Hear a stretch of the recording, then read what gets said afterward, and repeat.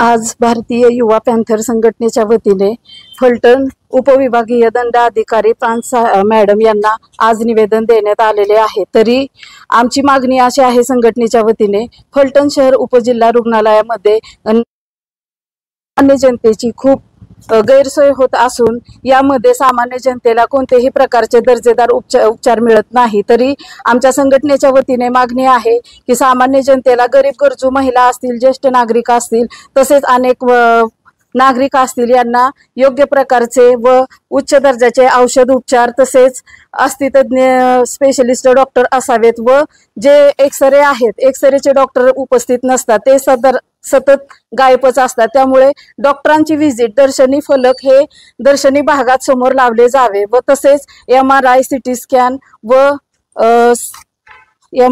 Scan व sonography हे मोफत गरीब गरजू यांना मोफत मिळावे। हे मिळत नसल्याने पुढचे उपचार नागरिकांना घेता येत नाही, कारण हे महागडे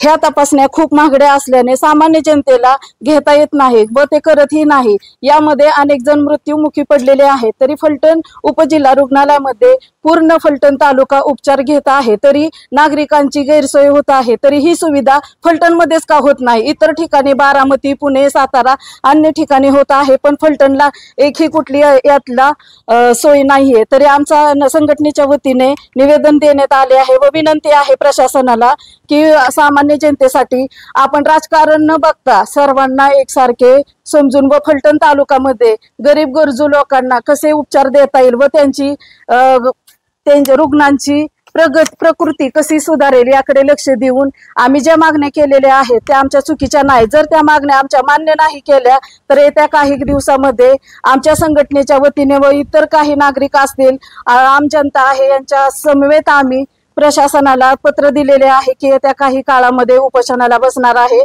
तहसील कार्यालयासमोर फलटण येथे उपोषण करणार आहे व आंदोलनही करणार आहे।